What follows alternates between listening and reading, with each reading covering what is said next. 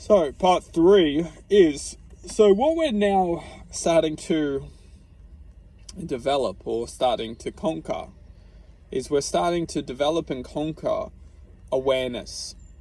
And the awareness is bringing the attention that the false identity, which I refer to as the voice within existence, and this false identity or this voice, it very much has two sides, because it needs to. Without the two sides, we would look at it as the false identity.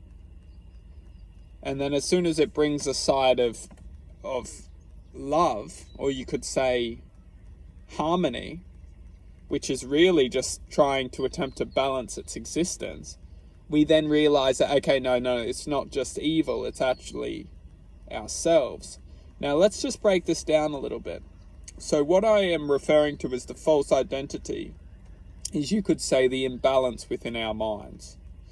The imbalance takes place through expression of detail.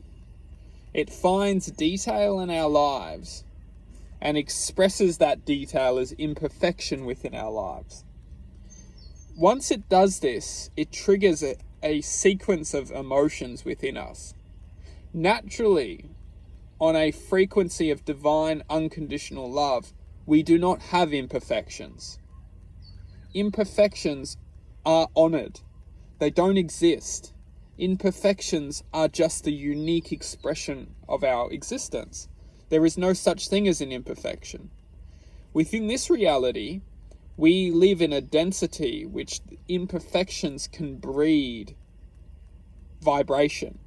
So when I refer to imperfections can breed vibration, if something identifies as an imperfection in us, and we haven't harmonized the ability to understand who we really are, that imperfection has the potential to grow in a frequency of, you could say, a harmonious nature, a frequency of disbalance. So what I'm referring to here is that, for example, say we don't like something about ourselves. If we don't know that self, that part of that self, is part of our unique unconditional truth of existence, it's part of our holy spirit, you could say. And that is the art of existence, is that we have not had a choice, and that choice of which was produced is part of the expression of the divine, and that is not our place to judge it. That is our place to honor. Within this reality, we aren't taught this wisdom. It's more than wisdom, it's actually truth. Truth is essentially a point of wisdom, but we aren't taught this truth in this reality. Therefore, when we don't have truth, we can form the imbalance within truth. We can create the imagination of what is truth. And for many of us, we create the imagination that we are imperfect. We are, you could say, we are unnatural. And therefore, what we're doing is we're creating this false identity within ourselves. This identity which is unnatural, but is convincing us that we are unnatural. It says that, we're not perfect, but inside we know that we're not.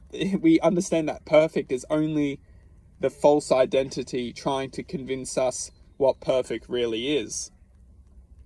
So we're diving a little bit deeper now. We're actually understanding what the false identity's agenda is. The false identity's agenda is to create the voice in our heads, which is ultimately guarding us from accepting ourselves. Because all we need to understand here is that once we learn to accept ourselves as the essence of divine, then we understand what is truly not divine. And what truly is not divine is the expression that we aren't the divine.